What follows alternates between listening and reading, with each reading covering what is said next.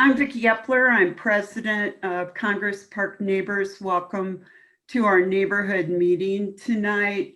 Congress Park Neighbors has been a registered neighborhood organization for more than 40 years. We have an all-volunteer board and more volunteers that lead projects. Our goal is to provide accurate information to neighbors about neighborhood issues that city government is deciding on and managing. Your board does not take a position on any issue or at any city meeting without first polling affected neighbors to ensure true representation. We welcome homeowners and renters alike. This meeting will be recorded. Please mute your microphones and direct your questions to the chat. We'll compile all the questions. If they don't get answered during the meeting, we'll forward them to the speaker and try and get you a reply. Is Senator Chris Hansen here? I haven't seen him come in yet. Okay. Should we go ahead and move ahead with the 12th Avenue Bikeway presentation? Go forward with Councilwoman Gilmore. That was the first on our agenda. Actually, I had her at a little further out, so we had time for questions. So let's start with 12th Avenue Bikeway. Would you guys, Ellen, right? Would you guys please go ahead? Yes, let me just share my screen really quickly. I'm hoping you're able to see the PowerPoint now. Great. Well, thank you so much for carving out some time on your agenda for me today. My name is Ellen Forthofer, and I am an urban planner with DOTI, the Department of Transportation and Infrastructure. I'm joined tonight by a couple colleagues, Bryce Hammerton, who's in the design department at DOTI, as well as Ashley Grace, who is a community designer for this area. And tonight, I quickly wanted to give an overview of the proposed neighborhood bikeway on East 12th Avenue.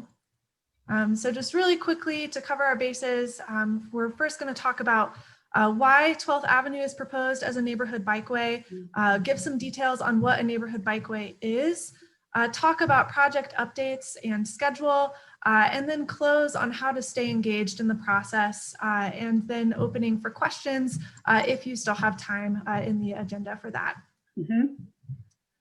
So just wanted to touch on the East 12th Ave neighborhood bikeway is an Elevate Denver bond program project. Bond program, this was approved by voters in 2017 to make infrastructure improvements citywide.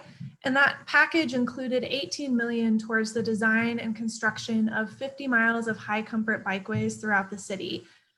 These were identified in Denver Moves, and East 12th Avenue was one of the projects in those packages. And so that is why it's moving forward. I just wanted to highlight that throughout the city, within DOTI, there are several programs for how improvements are made in our right-of-way in Denver. So there's the paving program, sidewalk gap program, our signals program, maintenance, as well as safe routes to school, and our bike program. So just wanted to highlight, while this project is moving forward as part of the bike program as a bond project, just wanted to highlight that a lot of times we get questions about several aspects of streets in Denver, and there are several programs within DOTI how we organize our work to make those changes. So just wanted to give a brief overview because you might hear some of those as we answer questions if other items come up.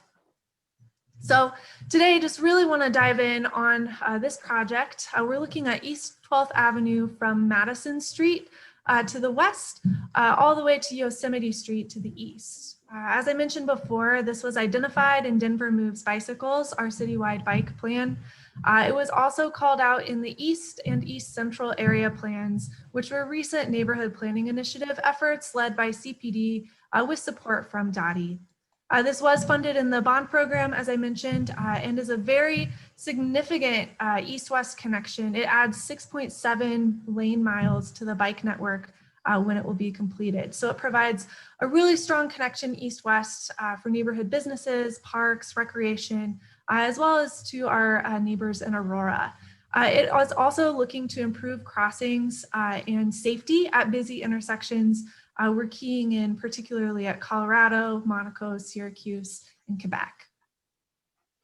Just wanted to highlight, I know I mentioned this was called out in the East and East Central area plans. There was also a feasibility study done in 2015 on this project as well. There was community engagement as part of that, or as part of both of those projects rather. And largely what we heard through those efforts were concerns about visibility, safety, a need for traffic calming in the corridor, as well as wanting improvements for people walking. So just wanted to highlight that we are bringing what we've heard from the previous processes into the current project and weaving that into our outreach and analysis as we move forward. So just a few existing conditions about the corridor. We do look at crash pictures for any corridor that we improve. From 2015 to 2020, there were unfortunately 7 crashes that involved people on bicycles and 6 crashes that involved people who are walking. A large portion of the 311 calls, which is the city arm for citizen reports on our right-of-way, a lot of those concerns are made up of pedestrian concerns as well as signage issues. So we're taking that into account as we move forward design.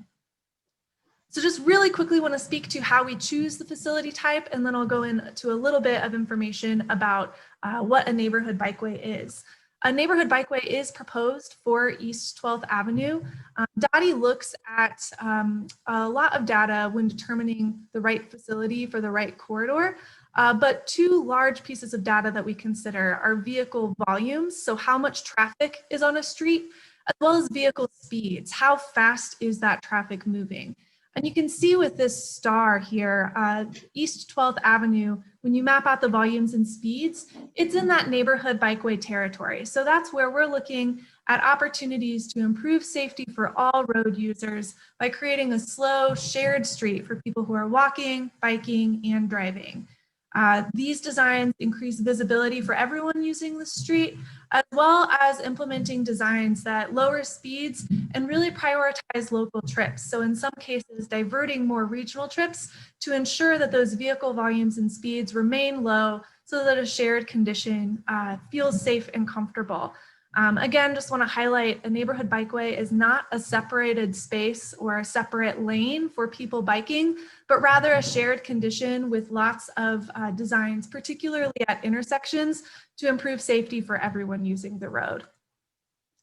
So these are a few pictures of what some of those design tools or toolkit look like for a neighborhood bikeway. They include signage, pavement markings, curb extensions, which help to slow turning movements and shorten the distance of crossing for people who are walking and biking, as well as traffic calming designs like traffic circles, and as I mentioned, in some cases, diversion. So looking at how we can prioritize local trips, still allow access along the street for people who are driving, but prioritize local trips instead of more regional ones. In the spring, we held a public meeting on this project, and we also had a survey open. We received 213 responses with 93% of respondents living in zip codes in the neighborhoods surrounding this corridor. From that survey, we heard the top priorities for improving 12th Avenue were to create safer, more comfortable crossings, improving sidewalks, as well as reducing vehicle speeds. I do want to note the current scope of the project is within curb to curb, so it does not improve sidewalks as part of the scope of the project, but we are looking at ways that we can continue to be innovative and provide multimodal improvements for people, regardless of if they're walking, biking, or driving along the corridor. We also asked a level of interest in proposed changes. So 0 was no interest, 100 being full interest for several aspects of potential designs in the concept. We heard strong support for making busy street crossings safer, as well as proposed changes to improve connectivity for people walking and biking at 12th and Monaco, 12th and Quebec, and 12th and Yosemite. So I just want to highlight, we did have several other processes that we're building upon now as we continue this effort. We are weaving the feedback we heard from all of those processes into this process. We held a meeting earlier in the spring, conducted significant stakeholder engagement, and still continue to have office hours, which I'll speak to a little bit later, for folks to continue to stay involved. We also coordinated with council, and we are now in the process of developing the concept, and we're planning to have our next public touch point in May 25th, to go over the results of the survey from earlier this spring and walk through the potential concept. So really quickly, just want to highlight how you can continue to find information and updates about this project. You can go to our website at bit.ly/Denver Moves Backbones.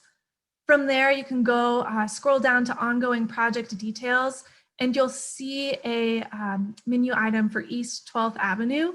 Click there and you'll find all of the updated information, including, I think we still need to add this update, but our next meeting will be May 25th from 5:30 to 6:30. So encourage everyone to attend. We also have open office hours with our project team. If you have questions or concerns or just want to speak to a member of the project team, we encourage you to RSVP for those. Or you can always join our stakeholder email list by emailing bikes@denvergov.org. So appreciate your time tonight. And if there is time, happy to pause and answer any questions. Ellen, could you address specifically how the Bikeway will act around Teller Elementary School? There's been a lot of traffic issues around there. Could you focus on that stretch for a moment? Yeah, so I just want to highlight, we're still developing the concept, but I believe my colleague Ashley Grace is familiar with a lot of the conversations that have been going on around Teller Elementary. So maybe Ashley, could you speak to some of those, and then I'm happy to jump in with any. Yeah, I mean, I think we're waiting for this design process to unfold before we know what 12th will look like, but we are very aware of and have been, talking to, there was an infant on my shoulder earlier. So anyway, we've been tracking with this project and know that the school is there, and our Safe Routes to School team is in the same group that Ellen is in, and they are talking as far as what are the concerns with the school and if there are opportunities with this 12th Ave Bikeway to improve safety around the school. That's kind of a win-win situation and what we're looking to do. Our neighborhood bikeways are really about multimodal improvements, so that's safety for both cyclists but also for pedestrians. That's really the goal there. So I think whatever comes out of this design will definitely benefit the safety around the school there as well. Will you be updating the street markings on 12th Avenue? What do you mean there? Well, currently there's signage painted on the street about it's a bikeway. Yeah, we will have the Sharrow marking. It will be at the beginning and end of each block. Yeah, and then in addition to that, some of the other pavement markings will be curb extensions. There will be pavement markings around traffic circles. Yeah. And I just went back to a slide that again shows some of the tools in the toolbox. So what you could potentially expect to see as part of a neighborhood bikeway. As Bryce mentioned, those pavement markings, Sharrows, again, this is a shared lane, not a separated bike lane or lane for cyclists, as well as you see the top middle picture here, curb extensions. That you might see those throughout the corridor as well. But again, want to highlight, we're still pulling together the concept based on the feedback we received this spring. And we'll be unveiling that at our May 25th meeting and looking for greater community feedback there as we have more details. And I would just add that kind of tying that all together with the school comment. I mean, the goal of a neighborhood bikeway is to not only identify streets where volumes and speeds are low, but to make sure those are maintained over time. We want to make sure these continue to be safe corridors for multimodal purposes. And so, we will definitely keep track of those kinds of things. And so overall, I think this will be a big improvement for this area. I have a question. We have a lot of four-way stops on 12th Avenue, and they're historically not obeyed in any way, shape, or form, even when school is in session, to the point where people, whether they're going the speed limit or not, it is not safe. Rather than have police enforcement, which obviously has its own drawbacks, why isn't the city pursuing things like speed bumps or other things that would make it a lot harder to roll through 4 stop signs, as often does around Teller? There's just a series of stop signs, and going 30 miles an hour seems but pedestrians, children are not expecting that.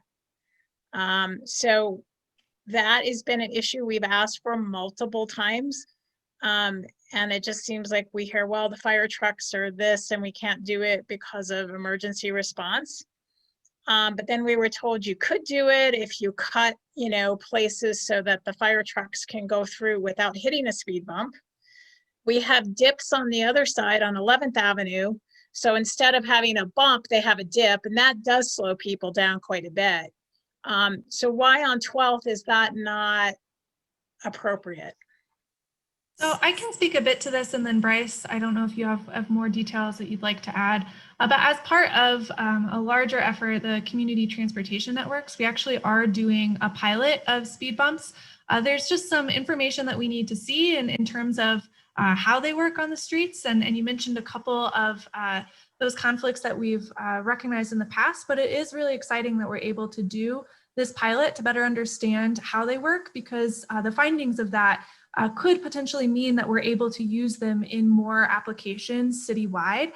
So we won't have the results of that for a little while, but we are really excited to just have the opportunity to do the pilot because that does open up potential down the line to potentially install these more often citywide. And I don't know, Bryce, Ashley, if you have other things to add. Yeah, I think that was you covered it pretty well on the speed cushion pilot. Just so everybody knows, it is a 2-year pilot, and we are proposing to start that in 2022. So there wouldn't be any speed cushions installed until this is complete, until probably 2024 at the earliest. So yeah, and then some of the other things that we do to try to get people to comply to these stop signs is just increasing visibility, making sure that stop sign is visible to people, making sure the crosswalks and stop bars are visible and not faded, and then adding curb extensions to narrow the throat at that intersection, which really tends to get people to slow down when they see the road visually narrowing like that. So that's just a couple things that we do, and we are looking into the speed cushions. I got a few quick questions. This is Miles. DOTI's got a new outreach program they're trying to implement to basically create a new face of how you interact. Are you guys going to be implementing that with this project? I think they're working on the guidelines now. I'm not familiar with what you are referencing, actually. Okay. Helen, do you happen to know, or? I believe I've heard, and correct me if I'm wrong, I think I saw Councilwoman Gilmore on the call, but I believe that maybe I'm wrong, but one of the council members is helping spearhead some of what Miles might be referring to. And anything that's under in the works right now is probably not going to impact this project right now, because this project's already underway and we already have our PR efforts and our public outreach underway. But we will definitely be following the lead of, whatever the best practices are in the city as our projects continue to roll. Everything we do we have had to, especially over the past year, learn to be very adaptable in our processes. And we're really, I think in addition to what my understanding is happening kind of on that broader citywide scale, internally within DOTI, we've been doing a lot of our own community outreach guidelines that will start to inform projects as those are finalized and rolled out. So I don't know if they'll hit this project, but we'll continue to stay up to date with those. And I think some of the goals hopefully are transparency and engaging with feedback, as well as letting us know what the comments are and how many people commented.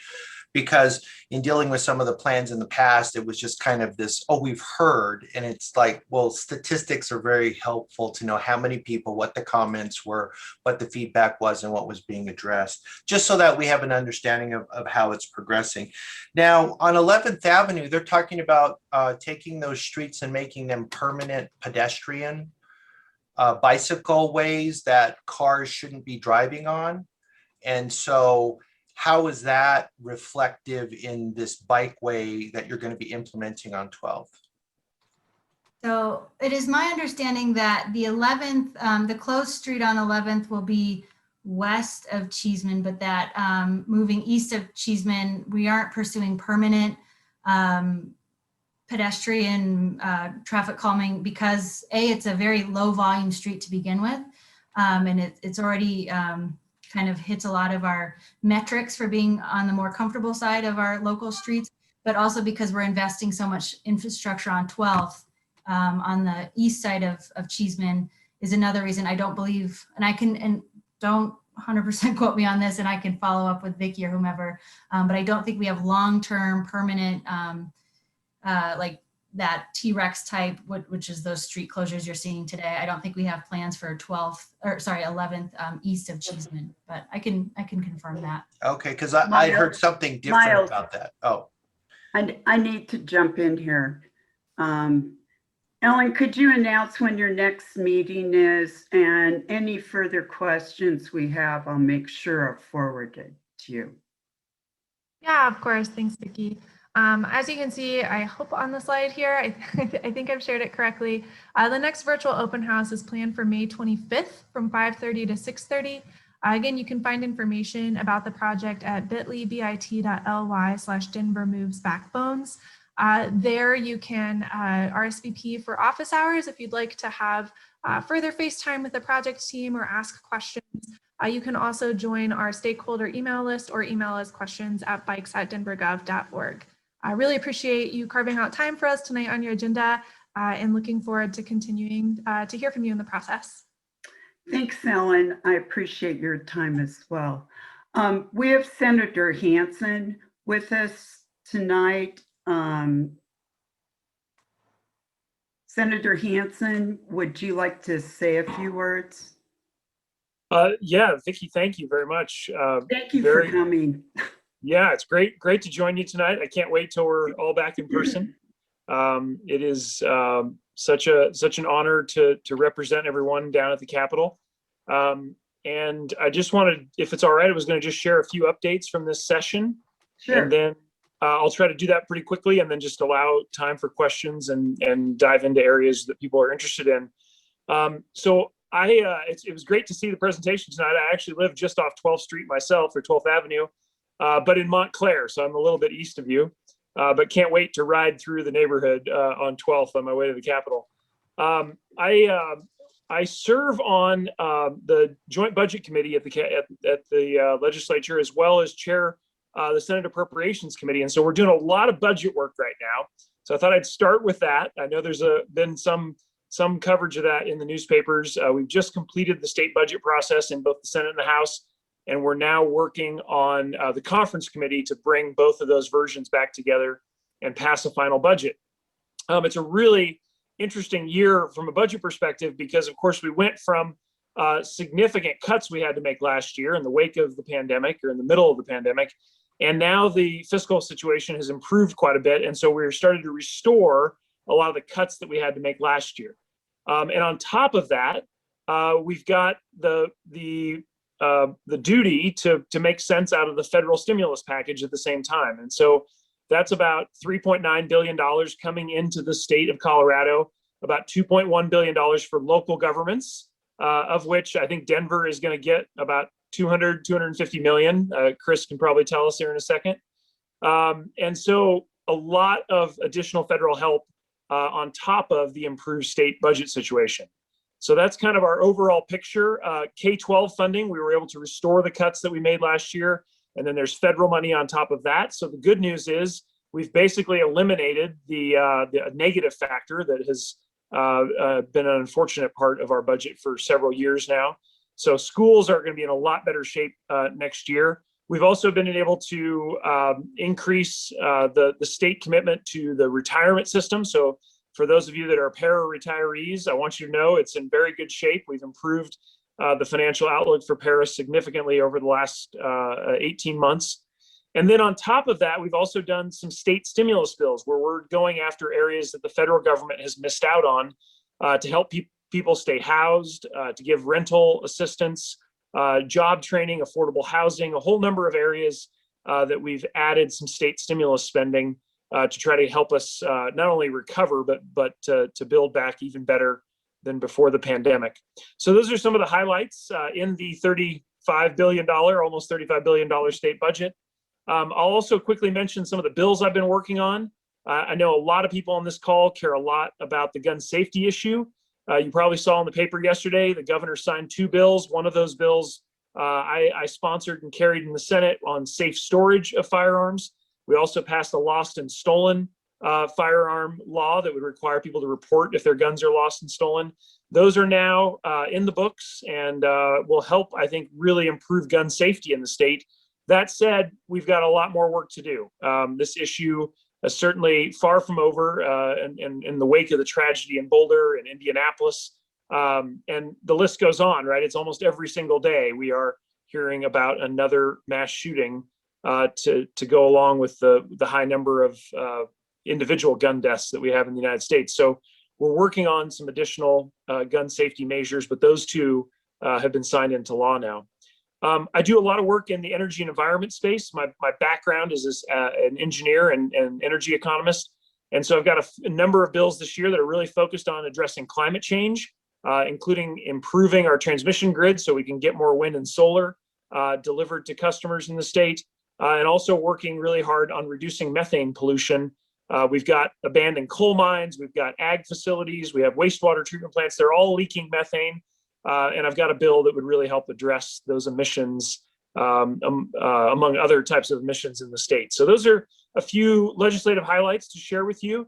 I think what I'll do, Vicki, is I'll pause there. I want to make sure we've got time for a few questions. If folks want to talk about other areas of the budget or other bills that are working their way through the process right now, would love to hear from you. And I'll throw my email in the chat here in just a second too, so people know how to follow up. Thank you. Do we have any questions? I've got a quick question, Chris. This is Miles Tanglin. What do you see as our greatest need in the future for our city and our region?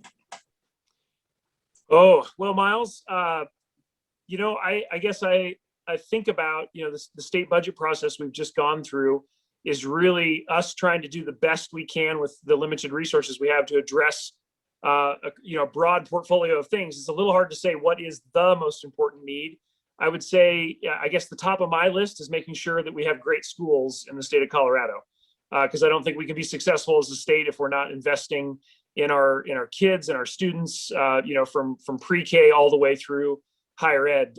So I think I would put that at the top of the list. Of course, right behind that are really important things like healthcare and mental health care, transportation infrastructure, concentrating on improving our environment, protecting our environment. So, a lot of big priorities in the state budget. But I guess if I had to pick one, I would say, we're never going to be successful as a state if we're not doing a good job on the education side. Thank you, Senator Hansen. I appreciate your time coming tonight and that update. And thank you for your email. That way we can reach out to you directly. We really appreciate it. Great. Thank you, Vicki. Stacie, Stacie Gilmore is here. She's going to do a presentation on the proposed rental registry. Go ahead, Stacie. Thank you for coming. Oh, well, thank you so much, Vicki and Maggie, for the invite this evening. And I'm Stacie Gilmore. I'm the representative for District 11 in the city and county of Denver. And so I've lived in the Montbello community for over 25 years and am proud to represent the far northeast, including Denver International Airport. And I'm also the president of Denver City Council. And so wonderful to hear the updates from the State House and Senator Hansen, and then want to acknowledge also my colleague, Councilman Hines, here tonight as well. He's heard this presentation a few times, and so I'm going to do an abbreviated one here. And Megan Alentz, my chief of staff, is here with us, and so she's going to drive the presentation, and I will be cognizant of the time so that we have plenty of time for questions that folks might have, and want to really start out level setting and letting you know that my council office and Megan and a team of stakeholders, we've been working on this rental registry license concept for the last 2 years. And, back then we were definitely in an affordable housing crisis. And now in April of 2021, we've seen the compounded effects of COVID-19, and we're looking at historic numbers of folks experiencing housing instability. And so we have come up with this rental license policy, and it is really based a lot of the tenants off of Boulder's policy. And the idea behind it is that a rental registry or license program will gather basic contact information so that we know how many rentals we have in our city. And secondarily, but no less important, right up there as a priority, is to ensure that those structures meet the basic housing standards for our city and that they comply with zoning codes. And then once we have that information and have that baseline, we're going to be able to utilize that data collected to do better around outreach and education and be really proactive around keeping folks housed. We want to mitigate that waterfall effect that happens when an eviction is in the process. And so I think that we can do that through this rental license program. And so we'll go ahead and run through our slide deck and allow plenty of time for questions. And so, like I said, April 2019, we've been working on this, and we knew that this license was going to be a very heavy lift because 2 years ago, when we started talking about this, we had excise and licensing in the room, we had community planning and development in the room, Denver Department of Public Health and Environment, and it was a little like hot potato because they were like, we can't do this, we don't have the staffing to do this, this is huge, how are we going to tackle this? And through our amazing stakeholder group and our work with our legislative staff, we were able to take something that's very, very complex and make it very concise. And so we started in April of 2019, and we held 7 stakeholder meetings between July 2019 and May 2020. And then last summer, we started meeting with the department directors, and we started to talk with the mayor's office about what it would really take to stand up a licensure of this type, and want to let you know that, in our city, this will be the largest license program we have in the entire city. We're estimating that there's about 54,000 potential licensees out there. And the only second largest license we have right now in the city are for security guards, and that's 7,000 licenses. And so you can imagine the hot potato effect when they were like, there's a lot out there, and how are we going to do this and phase it in? And so we started talking with the mayor's office and directors last summer, and then council unanimously agreed to put in our budget ask the initial software costs to get this program stood up. And it's a little bit over $400,000 to purchase the software and get the program set up, in addition to hiring 2 full-time licensing techs as well. And then we started drafting the ordinance late last year, and we presented to our Budget and Policy Committee of Council January 28th of this year, and we presented to the Biz Committee on the 14th last week, exactly a week ago, and it was passed unanimously out of the Biz Committee, and we will be at first reading this upcoming Monday at City Council.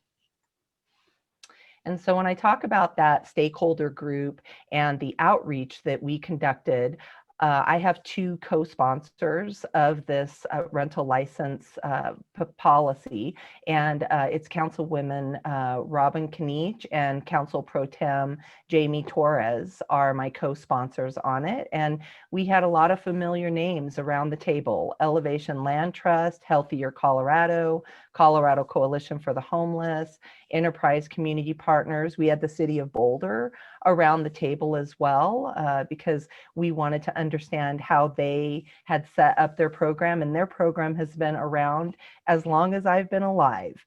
They started it in 1971, and I was born in 70. And so they've got a lot of experience under their belt. And then, of course, we had all of the agency partners, and we embarked upon a very robust, comprehensive stakeholder outreach program. And so we have listed some of the organizations that we have presented to, and we didn't just present to them. We had 3 meetings with the Apartment Association of Metro Denver. We heard their feedback, and we amended the ordinance based on some of their feedback. We presented to the Denver Metro Association of Realtors, and we presented to the INC Zoning and Planning Committee on a Saturday, and then also talked with the Renters Roundtable Advocacy Group. And so we're happy to get you over this entire slide deck so that you have it as well to post and share out with your membership so that they can see all of the work that we've done around this. And so, you know, what is the problem that we're solving for? So today, if I reached out to Britta Fisher with our Housing and Stability Office and said, Britta, I'd love for you to run a report, and I'd like you to run a report and show me where all of the rental housing is throughout the entire city. And I would further like you to delineate that data and separate out single family homes, condos, townhomes, so that we really have a good idea of what our stock is. And we can't do that today. And so really, when you think about all of the different housing that we have out there, and that as council, we're making significant policy decisions, hundreds of millions of dollars around policy decisions to mitigate involuntary displacement, to keep people housed. And I have a science background, and if you do a math problem, you need to solve for what you don't know. And so this is something that we really don't know as a city, and I think it's important information. And so when we presented back in January at our Budget and Policy Committee, we shared that the American Fact Finder survey, their 2017 data, estimated that about half of Denver's housing stock are being used as rentals currently. And so we wanted to level set and double check that data with another survey. And so we recently got the American Community Survey from 2019, and they again estimated that 1/2 of Denver's housing stock were rentals. And unfortunately, we know that low and moderate income renters are in a precarious position where rents have dramatically outpaced their incomes over the last 2 decades. And many live in that fear of being displaced from their homes. And many times they're afraid to tell their landlord something's going on.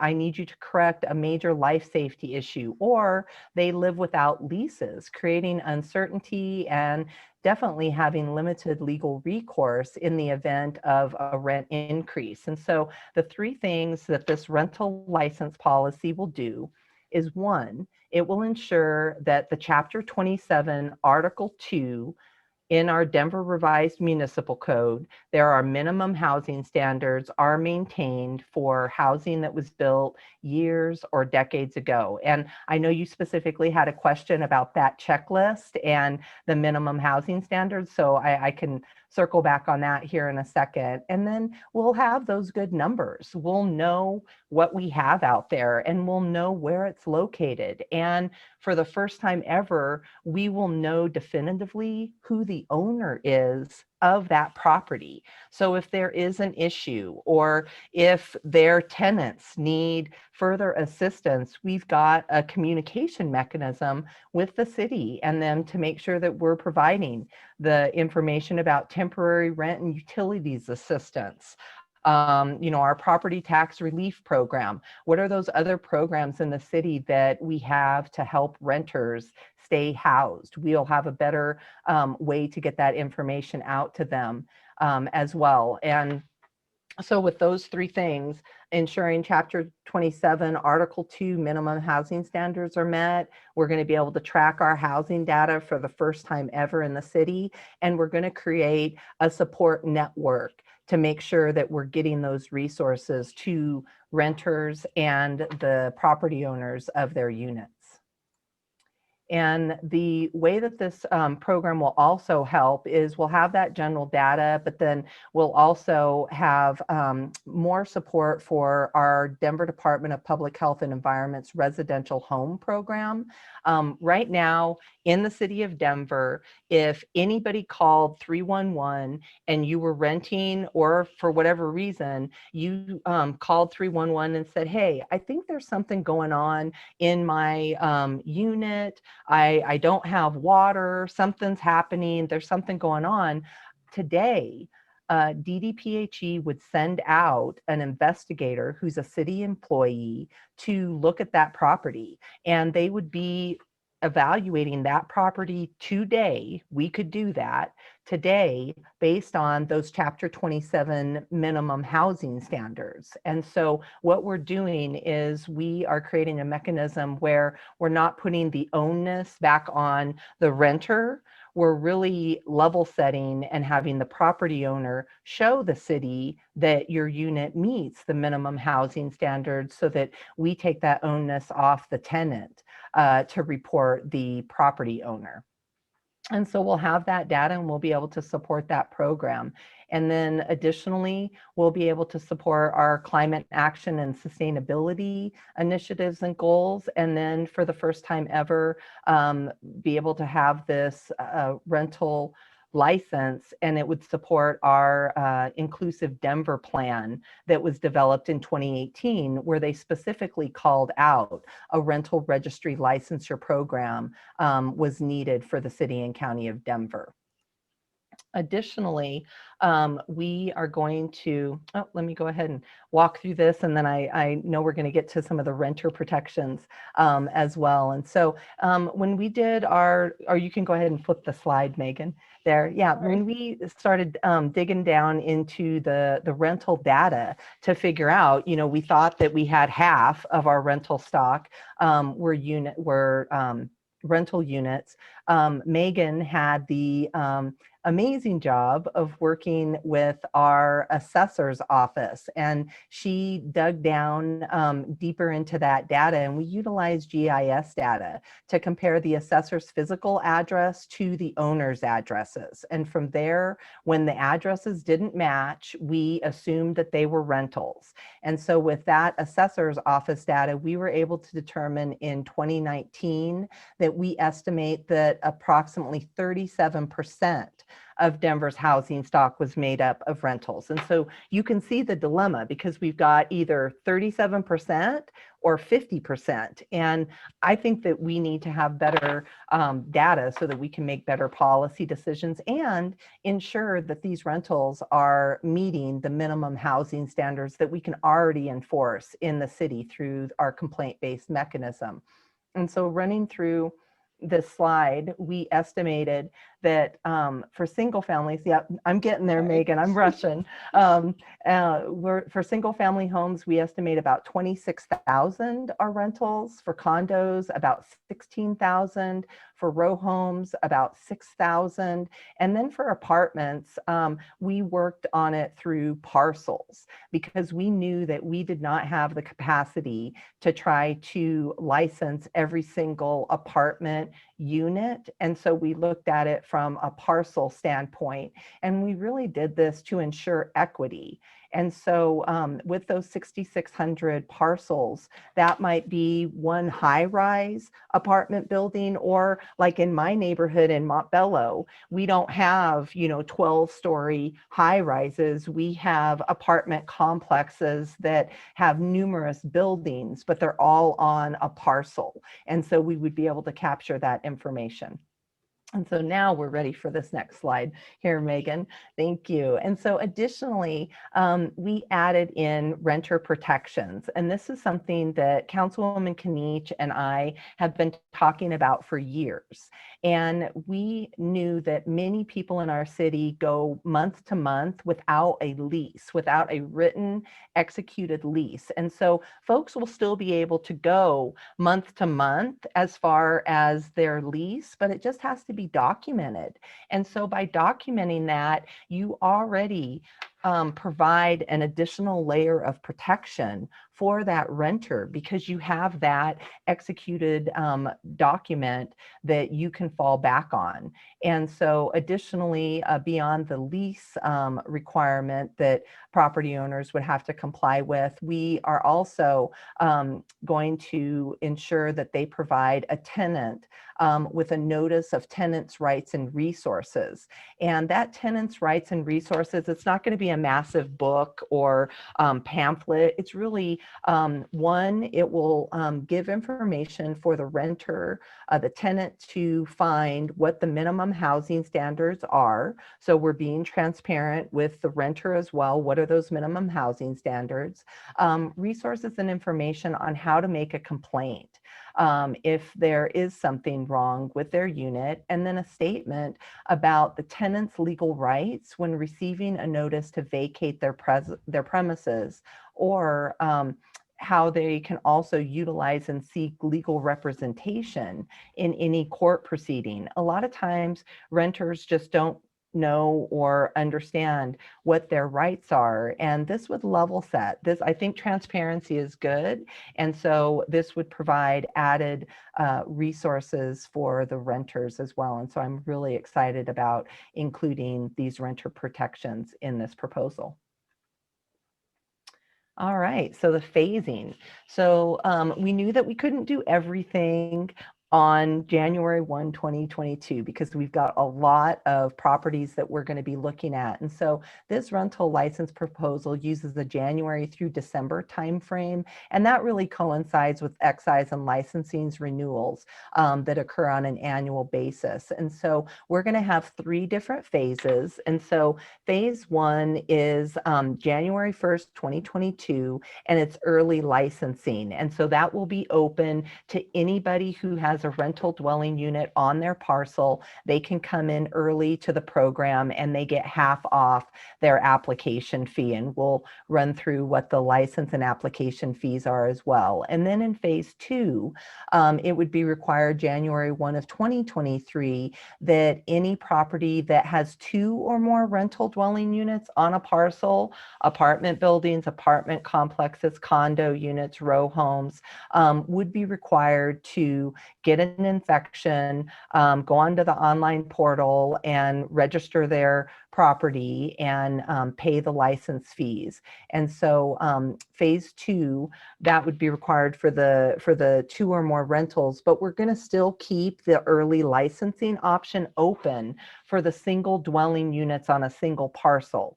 And they would not be required to come into compliance until January 1st of 2024. And we purposely did that because we knew that apartments and apartment complexes are businesses that usually have the capacity to comply. They have management teams in state. They're maybe a bit sophisticated, bit more sophisticated in how they're running their business. And so we knew that there were quite a few of those. And so we wanted to get them in early in that second phase. And then the third phase, we knew that it was going to take a little bit more time and education for single family homes and rentals to learn about this program, understand what the requirements are, and come into compliance. And I think the great thing about this phasing is that if you're a single rental owner, you essentially have from now until 2024 to learn what the minimum housing standards are and get your property into compliance. And so we wanted to give them a bit more time to do that. All right, I'm rushing here to the end because I want to make sure we've got time for questions. And so the application and license fees, we kept them very, very low intentionally because we wanted to ensure compliance. We wanted for people to come into this program and not try to fly under the radar with it. And so the phase 1 that I talked about was early licensing for everybody. On this top table here, it shows you that the application fee will be $25. And so it's reduced by 50% for all rentals during the early licensing phase.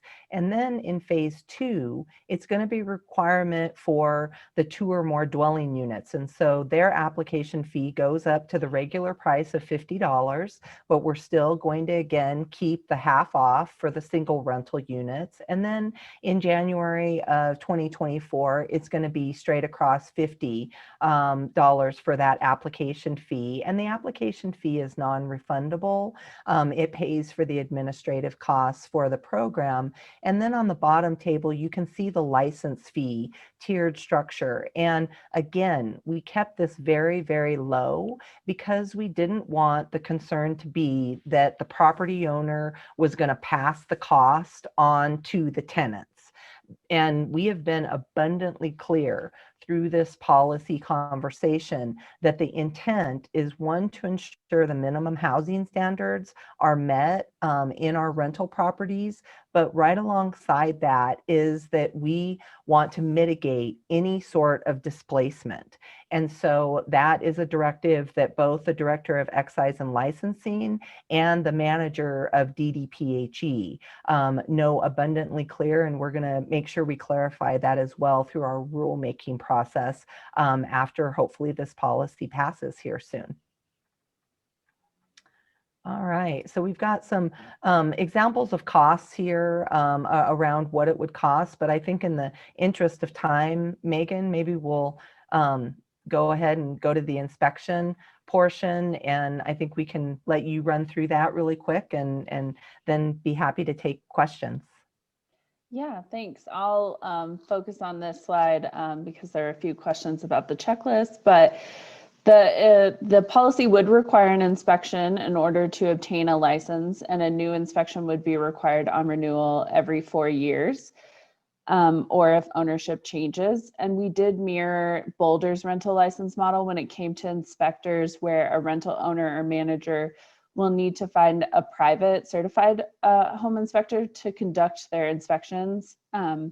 So the owner would have the ability to pay the inspector directly, and the inspectors would all be given a city-created checklist, so they would be all on the same template when they walk into a room to do these rental license inspections based off of that Chapter 27, Article 2 minimum housing standards.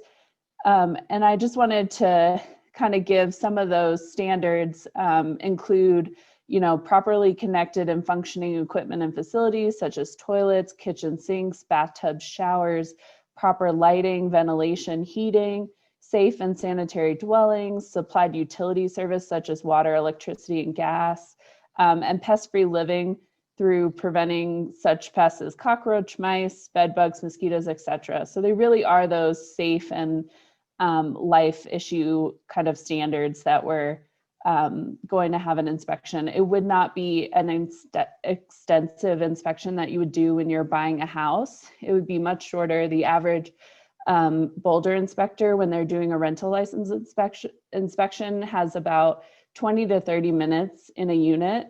And that really goes to show, you know, they're looking for life safety, fire alarms, carbon monoxide. They're making sure they're in the right places, and they're checking those boxes as they go. So, and then wanted to share that the average cost of an inspection for a single family home that we've gotten from Boulder inspectors is about $150.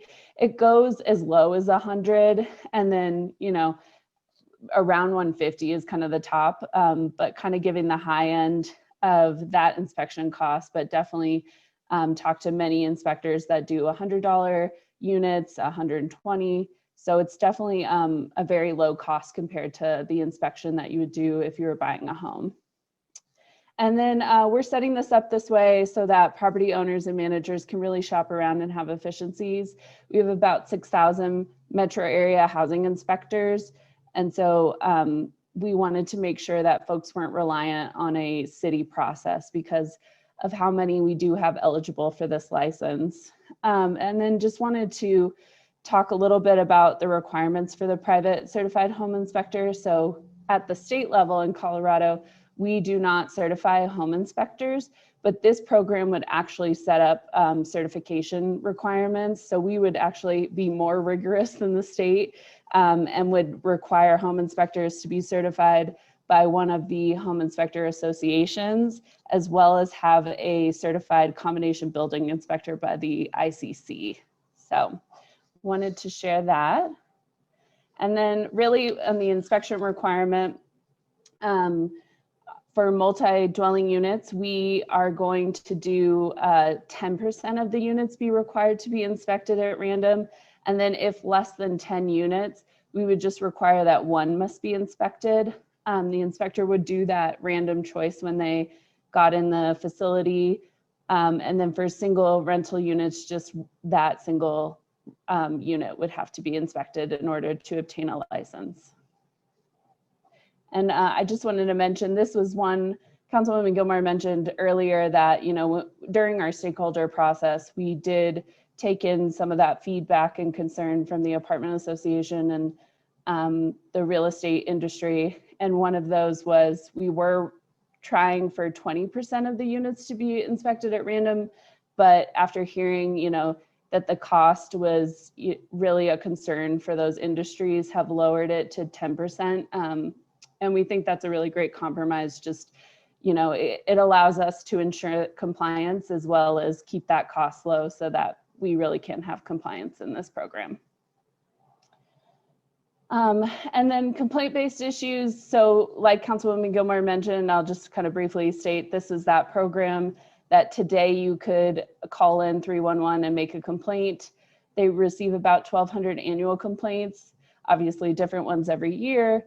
Around mold, heating, water, ventilation, and health and safety concerns.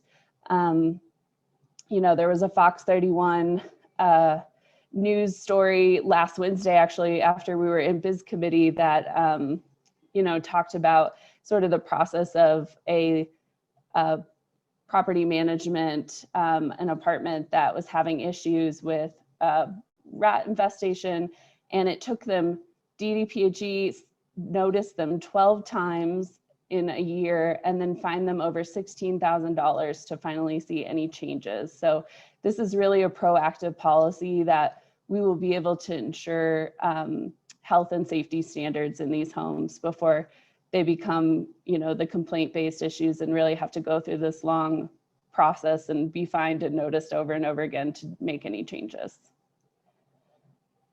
Quickly, just the exemptions, you know, on-campus college housing, boarding homes, short-term rentals, and commercial lodgings have their own license and regulations process. So they are exempt from this licensure program because you have to get a license in a different place for those.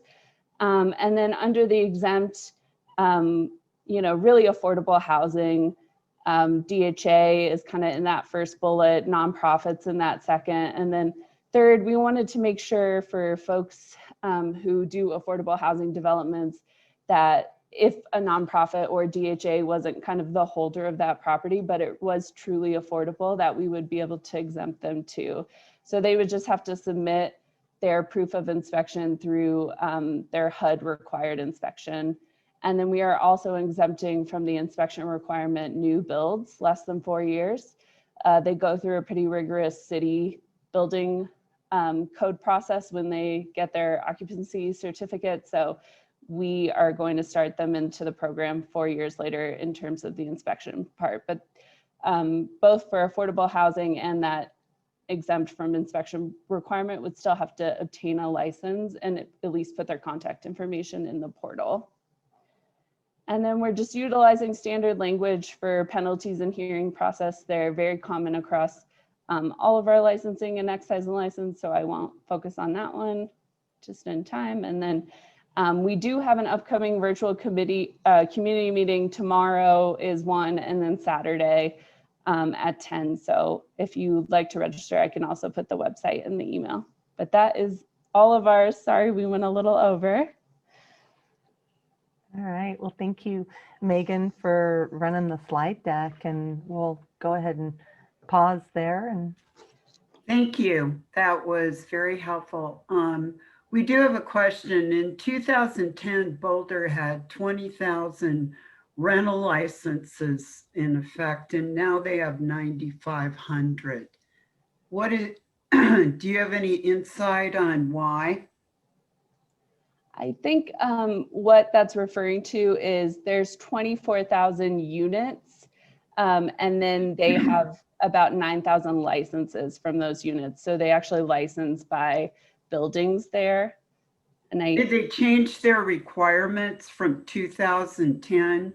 Because that looks like an over 50% reduction. Did they change from individual units to parcels? I would have to check back. There have been a lot of changes in the Boulder rental license since it started in the 70s. They've added a lot of things. So I can definitely check, but those, from what I know about the numbers, the 24,000 is the unit number, I'm almost positive. And then the 9,000 is correct with their license. So I can double check though. When you're talking about housing stability, that raises a lot of red flags about, did rental units get removed from the market? You mentioned several times your concerns about the fees. I'm going to bring up the $75 per unit annual landlord excise tax that's being proposed. So now we have to pay for rental registry. We have to pay for inspection. That's every 4 years, plus any need for compliance that was failing in the unit. And then an additional $75 per unit cost. I know you've said that you didn't see that that would raise rent. Can you rationalize that now?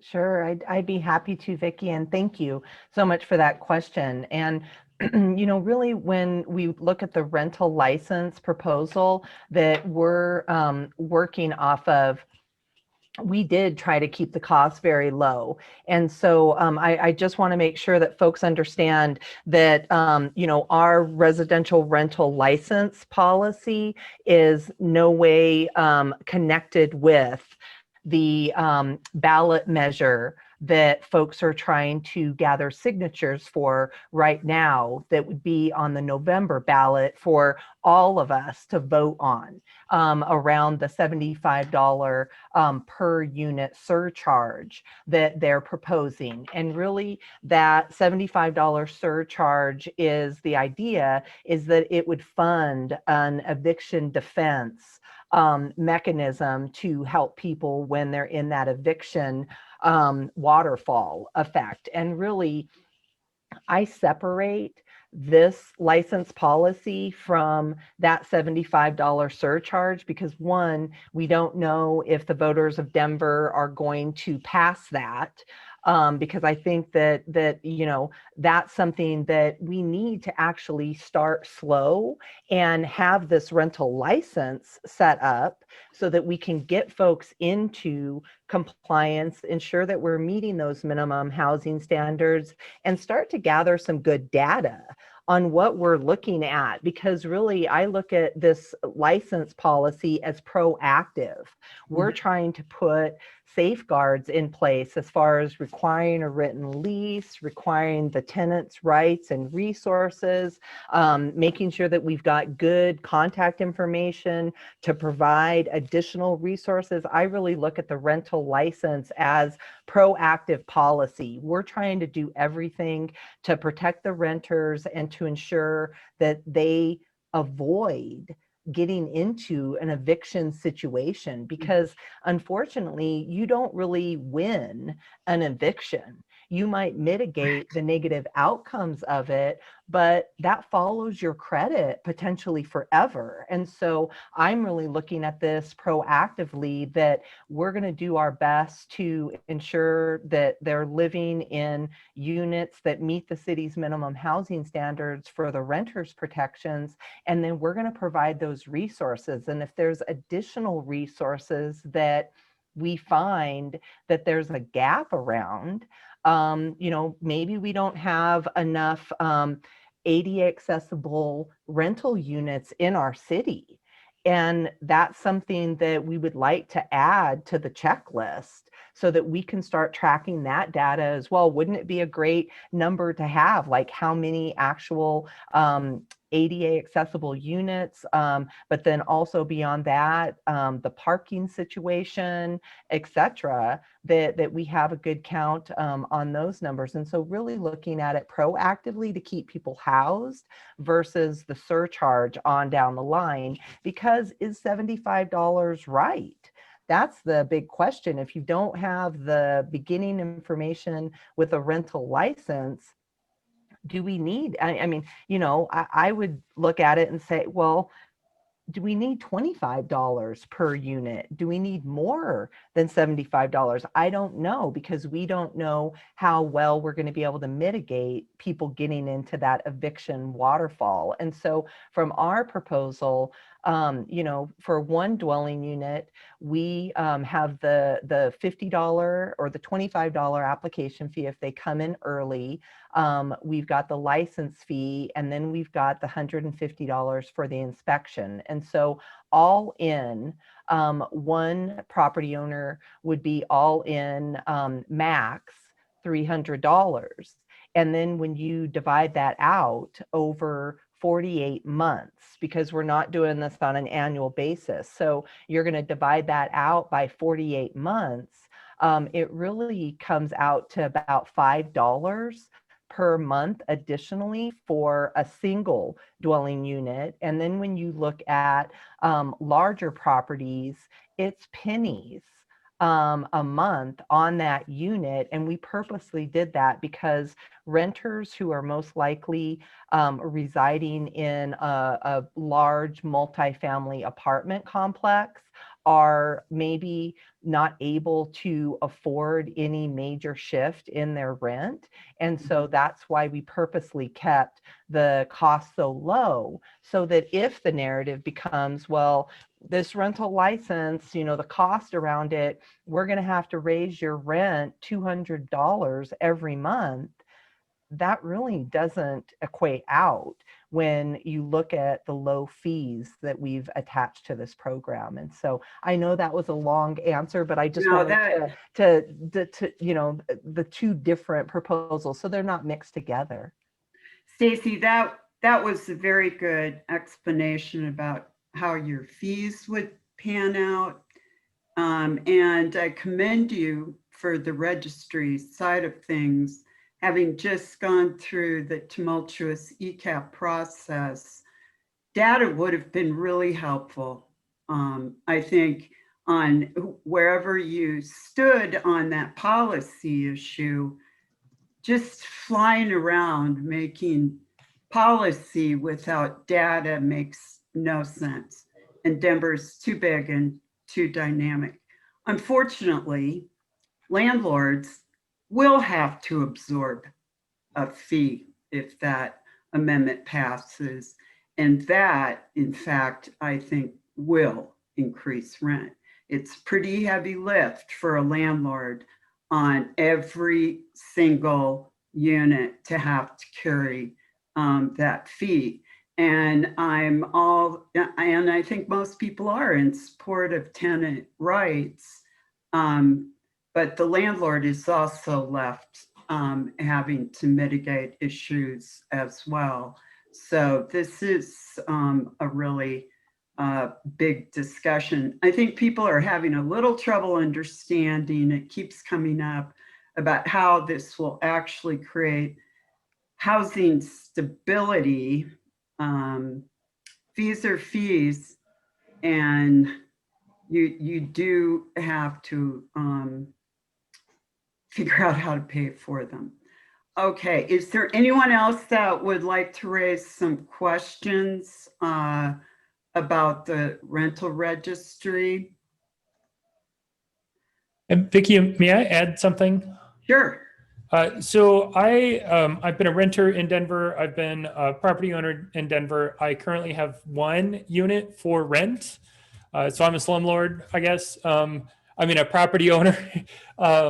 And in the last couple of weeks, since this rental registry has kind of become more public, and we're getting email about, with concerns about the rental registry, I have learned a lot about the tenant protections and also the landlord protections and some of the warranty of habitability information that I didn't know.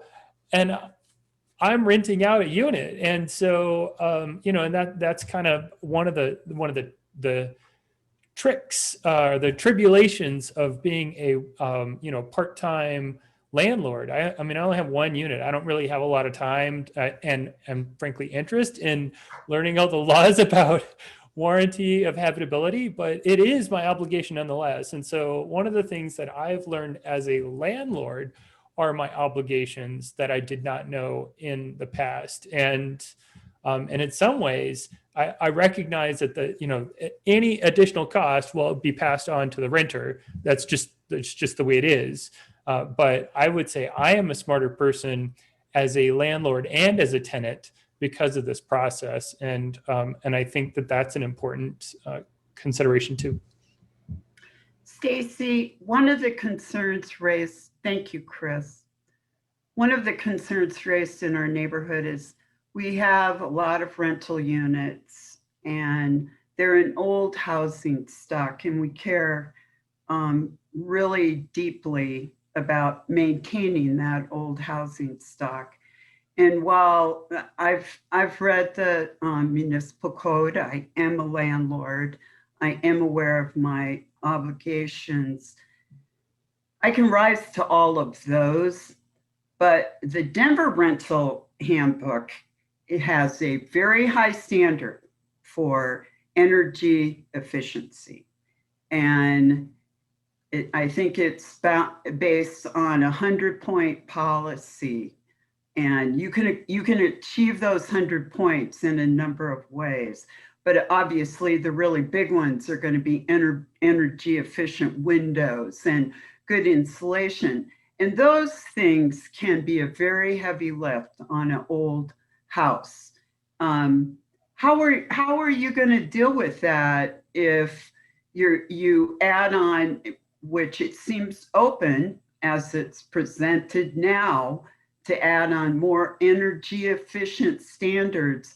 How will those be applied? How will you ask the public, can we do that? Are you going to have a council meeting one night? We're all going to find out.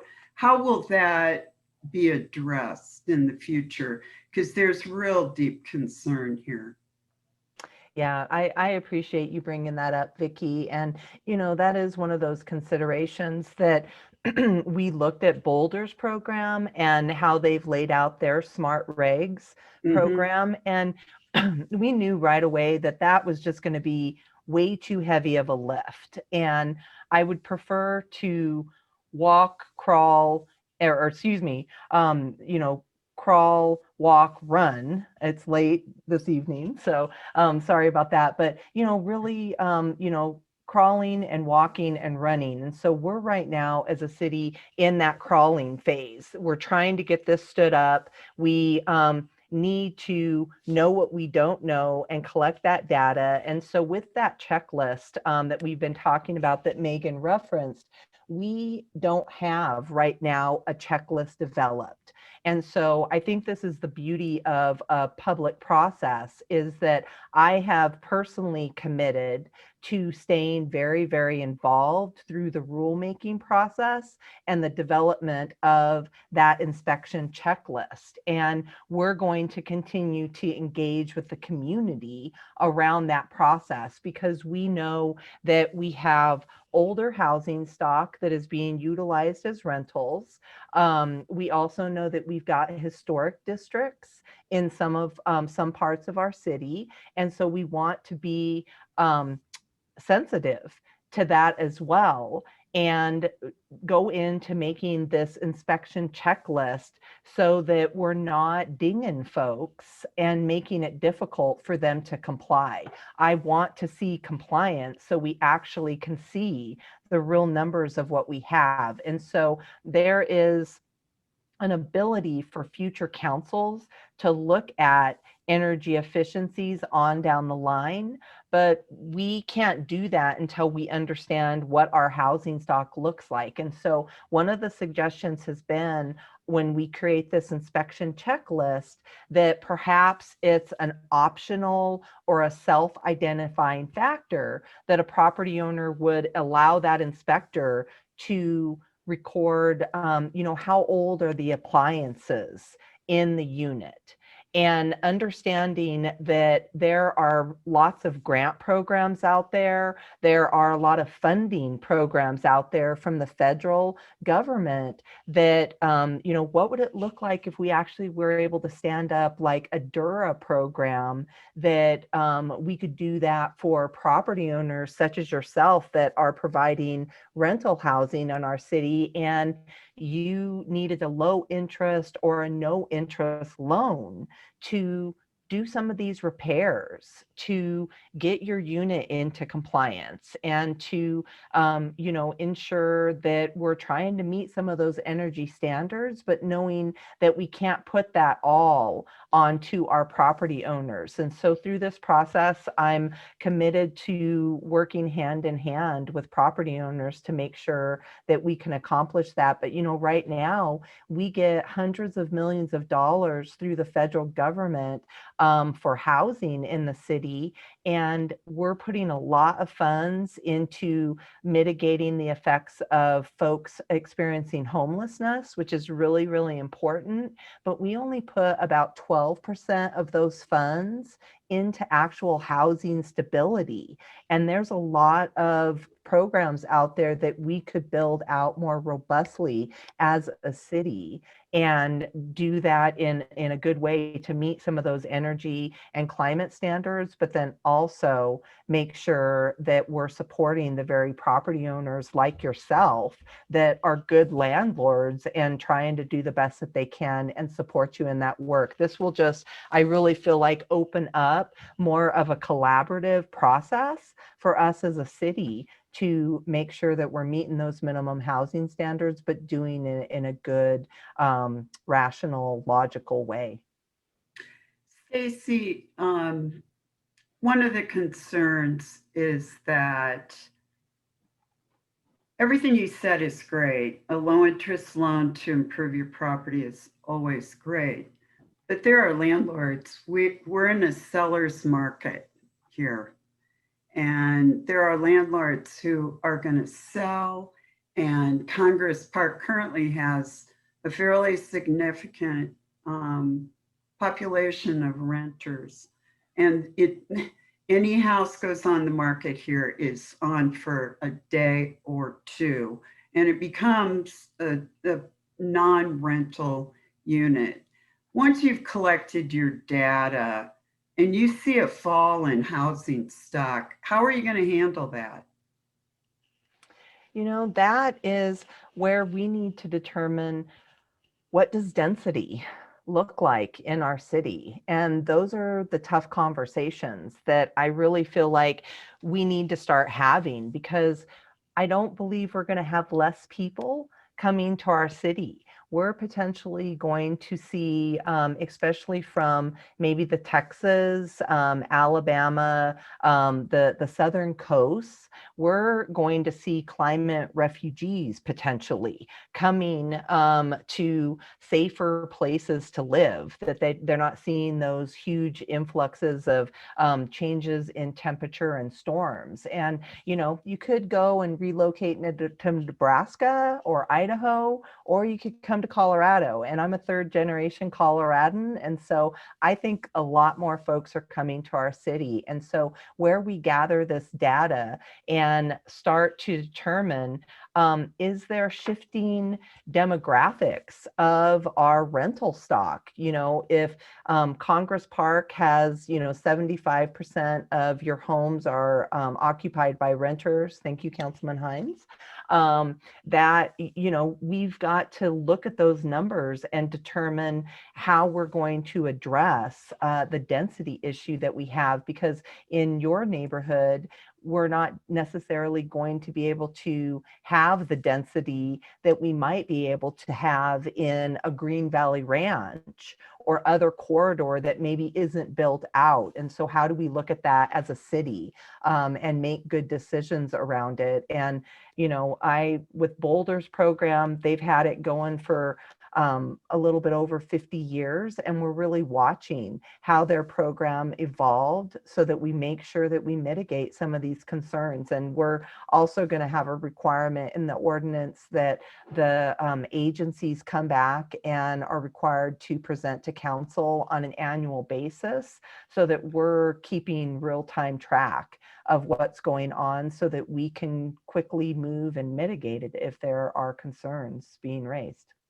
I've got a quick question, Vicki. Sure. So this is Miles again. Thank you for your presentation, Councilwoman.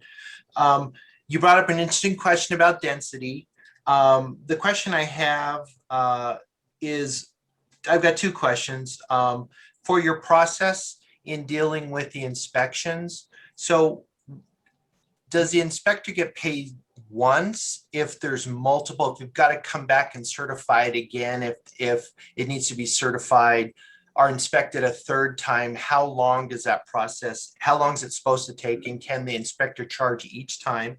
And then the other question attached to that would be, so what happens if the owner disagrees with the inspector and they're like, no, this is legitimate, and the inspector goes, no, this doesn't meet code?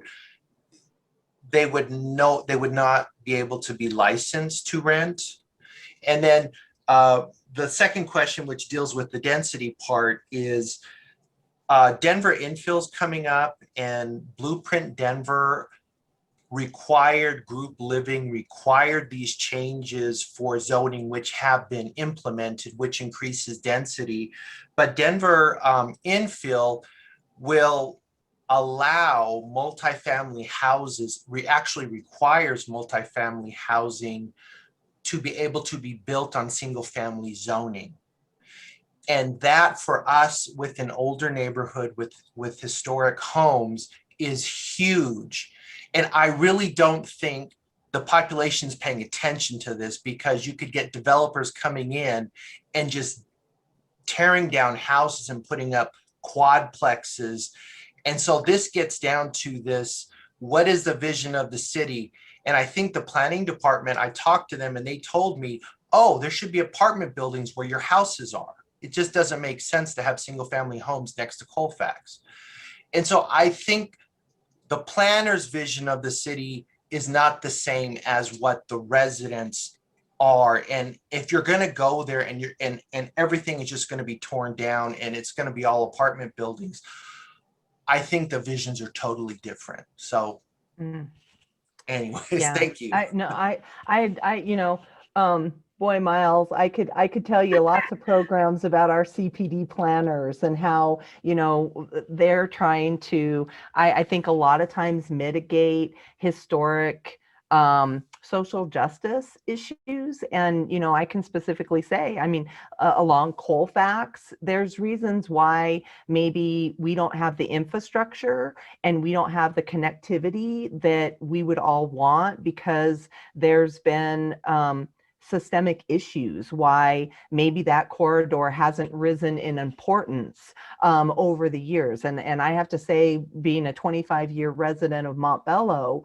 when I drive around other areas of the city, I'm like, Megan, why don't we have that? Megan, why don't we have that? Contact that council office. How did they get that? And so we're also trying to, like the rest of the world, I think, struggle with historic institutionalized racism that we've been dealing with. And so, when you talk about density, I think that that's something that we need to do a better job as a city listening to our neighborhoods and making the time to sit with folks, be it on a Zoom call, but still hearing your concerns and having these conversations. Because I talk to a lot of folks that feel like they're disconnected from the Denver that they used to know. And so I think it's important that we do more of that and that we honestly get planners in place that understand and can figure out how to get to a yes. A lot of times we have folks in government that it's just an easy, nope, you can't do that. Nope, you can't do that. I'm of the mindset, I have a nonprofit background, and I'm like, dang, you got to try to get to a yes. That's customer service, and that is listening to folks. And so around the infill and the density, thank you for bringing that up to me, because that just enables me to be a better partner and support for Councilman Hines in these conversations where we're going to have to push back significantly and organize, or we might see things in the neighborhood that folks just don't feel like that's their neighborhood or feel like they're being heard, but then also with an eye to the future and what that looks like. But, parking issues in your neighborhood are off the charts. And so I think that's another consideration that we have to look at as well. And so could talk about this forever, Miles. I would love to be a thought partner on that, because it sounds like you've got some real opinions on that too. But to answer your first question around the inspection process, and so we're expecting it's going to be a one-time that the inspector goes out, that they look at the property, and they have the inspection checklist that we hope that we're going to be able to partner with organizations like yours to create, and that it will be a one-time that the inspector comes out. When we talked, Megan and I have extensively talked to housing inspectors and spoken with them about their process. And we've talked to housing inspectors that they actually carry batteries with them because they don't want to ding anybody if they've got a smoke alarm that's chirping. They're like, hey, let's see if we can just change out the batteries and be done with it. And then we're also, in addition, if there are some other things that maybe need to be addressed, we want to have a self-attestation on the online portal. So as a property owner, you would be able to attest that this is my inspection. These were the issues that I needed to cure. I have cured them, and I'm attesting to that, so that we're not having an inspector having to come out multiple times, because that definitely is not the intent. And that, the other piece that we've put in as a protection is that the inspector doesn't upload that inspection on your behalf as the property owner. The inspection fills out the checklist, they sign it, they give it to you as the property owner, and then it is your responsibility if you're going to upload that into the system or not.